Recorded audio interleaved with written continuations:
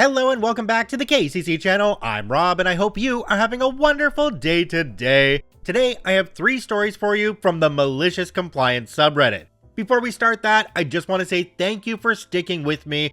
I haven't posted for a while. I got really sick over my birthday. What are the chances of that? So took some time off, but I'm back now. So let's get right into these stories. Let's jump right in. This story comes to us from The Horizon Lies. You want me to do something else while I'm waiting? Okay. This is kinda long, sorry, or whatever. At my most recent former employer, a home improvement store in the vein of Lowe's or Home Depot, I worked in receiving, mostly unloading trucks with a forklift. About 2 years into my time there, we got a new assistant store manager, let's call him Gary. This guy came in and thought that not only did his crap not stink, but that we should all eat as much of it as possible. Micromanaging, changing standard operating procedures, etc. Everything he said was right. So one day, a truck is in the process of backing down the ramp to our receiving docks, but there's a problem with the brakes, and the wheels are just dragging. Since my job at that moment is wait until the truck comes in and unload it once it does, there's literally nothing I can really do, apart from give the guy good vibes from my seat. To be clear, the problem was not any failing on the driver's part, just bad luck with the hoses. At this time of day, we have 2 people on the clock in receiving, me on one forklift, waiting for the truck, and my department manager on another, helping out in the outside yard because 2 propane forklifts were disabled, and they had 2 lumber trucks show up at the same time. We only had 2 electric forks, and they were the only ones that could be inside the building. So basically, I'm literally all alone on the only available forklift that can unload the truck, which is fine because that's my effing jam. At the same time, we only had 1 dock of 3 available for live loads because one already had an unhooked trailer and the other was broken. So while we're understaffed and short equipment, and while the driver is trying to un-F his truck, Gary walks into receiving with 2 other department managers and sees me sitting on the forklift, basically just twiddling my thumbs as I watch the driver. I can understand how it might look like I'm effing off, since I kind of am, but not really. "Why are you just sitting there?" Gary asks me. "Waiting for the truck to back up," I say. He says, "While you're waiting, you can do other things."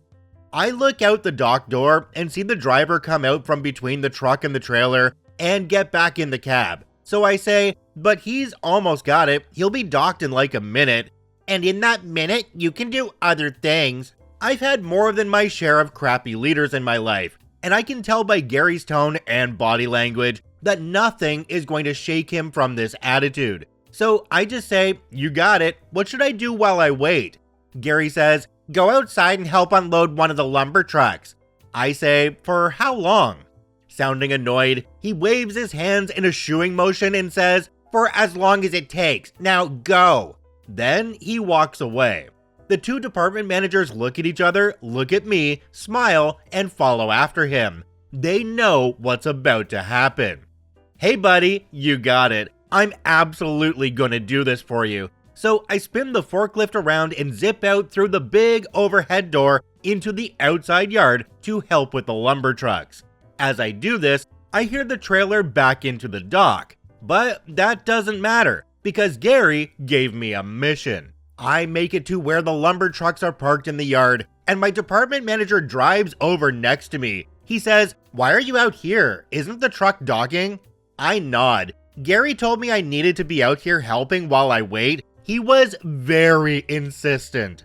I slowly emphasize the last 2 words. My manager just smiles, turns around, and continues to unload. I start helping. A stack of studs here, a bundle of trusses there, and I'm doing my part to empty these flatbeds of wood. While this is happening, I hear the gate attendant for the outside yard radio that we have another truck waiting to come in. I radio back that it's gonna have to wait until the other truck is gone. Then another truck shows up, and another.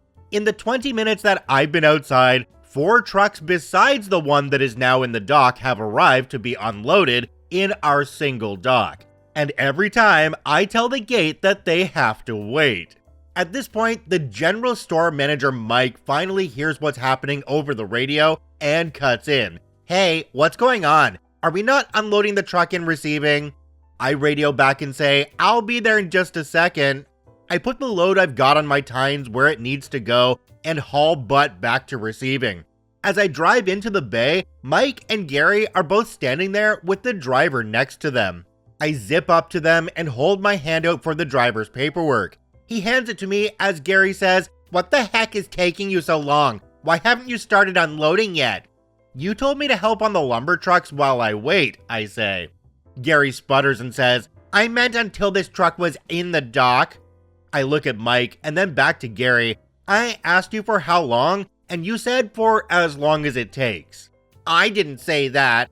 I look at him and he looks at me like he's daring me, and I like taking dares. I name the 2 department managers who were with him when he told me and say, "We all heard you say it. You were very clear." His face turns the color of an apple, and not like a Fuji or Gala, but a red effing delicious. He opens his mouth, but Mike puts a hand on his arm and stops him.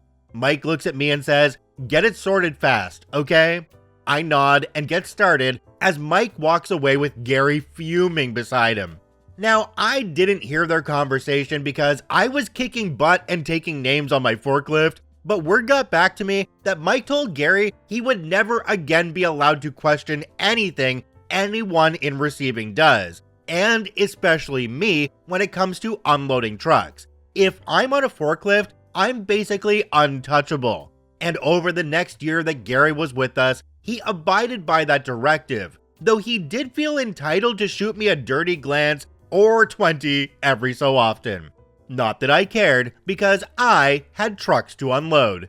Jumping down to the comment section on this one, there's one from a user called CFWY Dirk. It says, "Good old Gary, trying to ensure your employer was getting their money's worth by improving the efficiency of those he is in charge of. It's too bad he found his level of incompetence so early in his career. He could have gone far." OP responded to this one and said he actually got promoted to a corporate position in charge of store resets across the entire district. My go-to example of failing upwards. Gary is one of those managers that has the point of view of, "I'm higher up than you, so I know your job better than you do, even though I've never done that job before."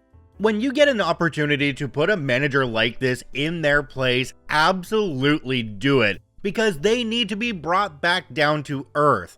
I say all the time on this channel, there's no way you can properly manage people in a job if you've never done that job yourself. Companies really need to put managers into those positions for at least a few weeks at a bare minimum, so they know exactly what it is they're managing. If you don't do the job, you can't manage it. This story comes to us from Kingdo7. You want us to mind our business? Okay. Hello, this is an old story from around 2015. I was, at the time, a college student, and I hope you will enjoy it. Also, English isn't my native language. I was living in my first apartment, a complex for college students. The complex gave us separate bedrooms and a bathroom, but the kitchen and dinner room were common. There was one kitchen per floor. As you expect, dinner time was crowded, but we managed. Quickly, I noticed a guy. He always did the same thing. He came, prepared a quick meal, put it in the induction hob, and left. I noticed him for 2 reasons. First, I find it odd to leave the kitchen while cooking. If you cook a long meal, I get it, but a quick meal? The second reason was because he left for an unreasonable time. His main meal was a 3-minute rice, but he usually left for 20 to 30 minutes. So while I was cooking, then eating in the kitchen area, I often stop the pan and evacuate the water to not have the rice turning bad. After multiple times, I try to tell him that whatever he did, his rice was only cooking for 3 minutes, and since his activities take him 20 minutes each time, he should take care of his meal. But he shut me off, telling me to mind my business. I told him that he wasn't nice, but I will indeed stop taking care of his meal now, and his meal will turn bad. He smirks, telling me there are a lot of people in the floor and someone will do it anyway. Few days later, I can see his pan with rice again, and someone else decided to take care of it.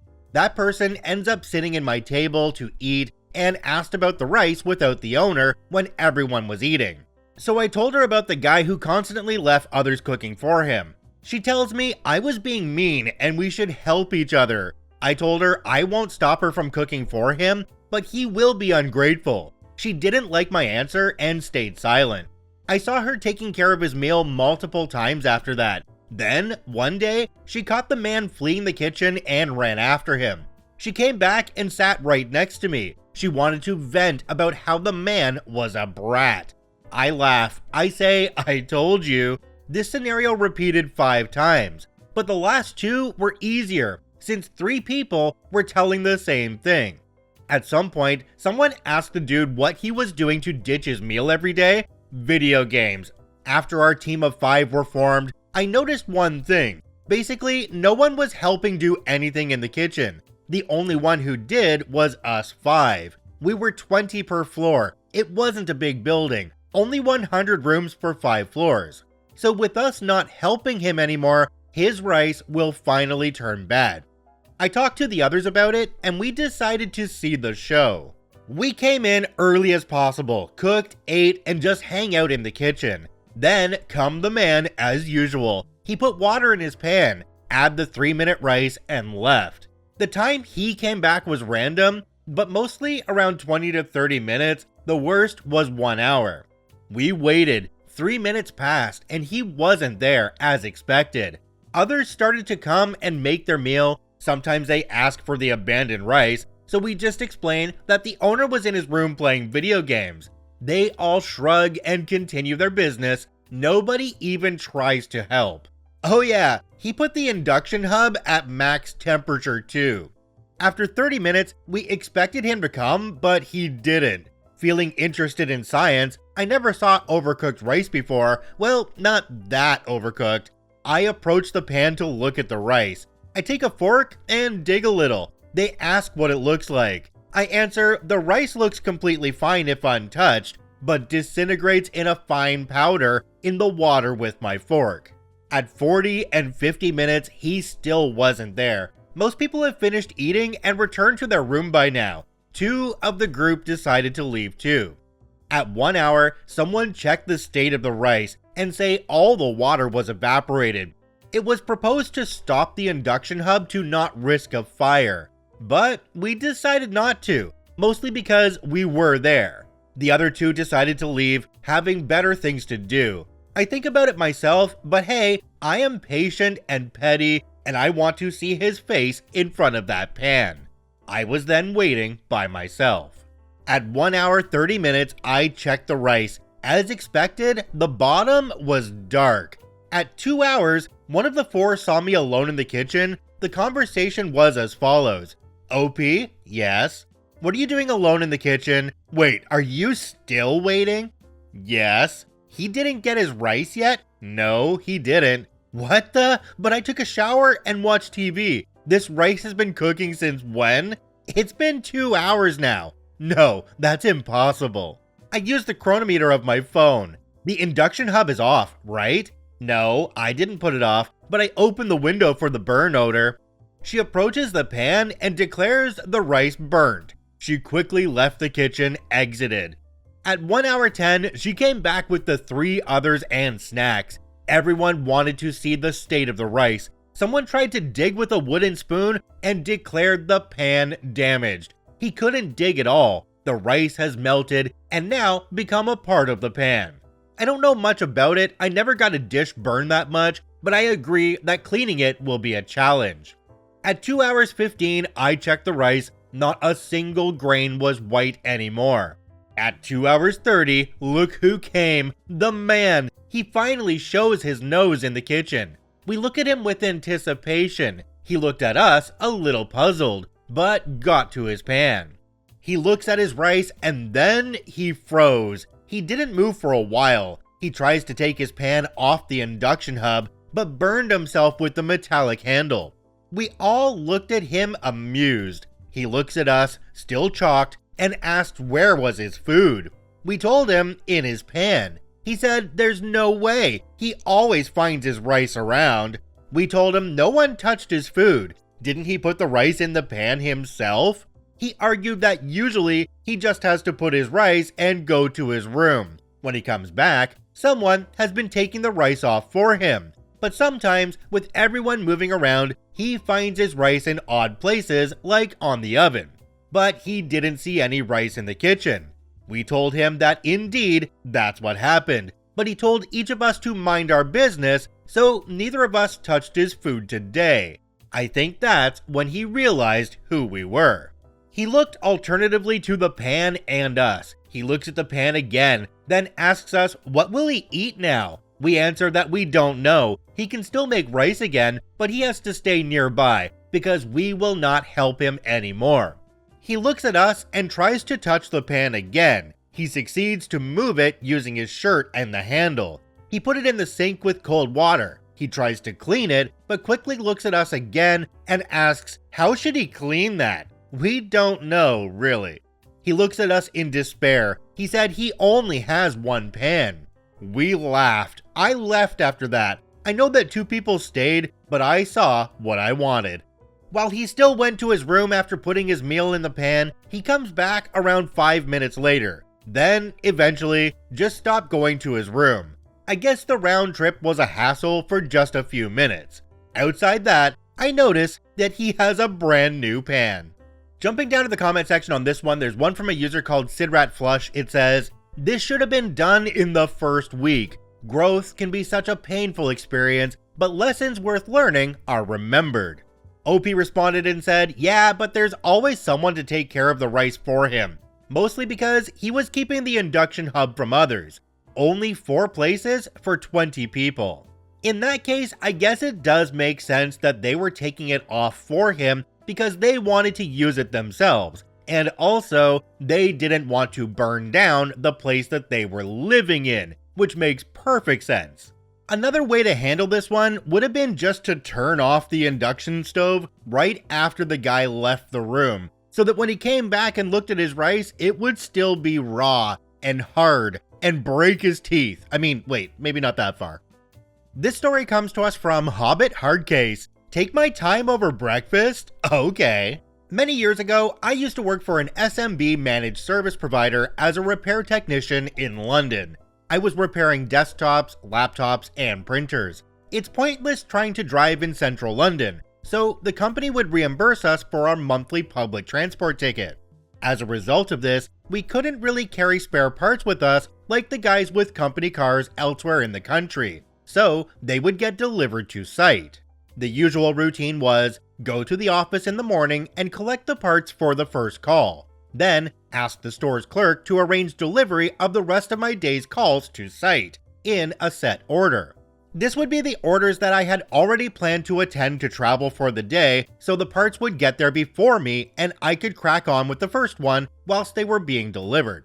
I'd usually be on site for the first one by 09:30 and would frequently manage 6 or 7 repairs per day. Obviously, this would depend on how much travel was involved, but all the techs would divvy up the calls first thing in the morning so that none of us were running around the city too much, and we were mostly based around one area for the day. We each had regular clients where we'd often go 2 or 3 times per week and knew the IT teams involved. Anyway, the MSP gets bought by a bigger MSP. We're told not to worry, I know, right? And that nothing would be changing, as we were one of the most productive regions in the business. And for a bit, it was everything as normal. Then, the manager announces that he's leaving. I bumped into him about a year later at random, and he said that it was due to politics.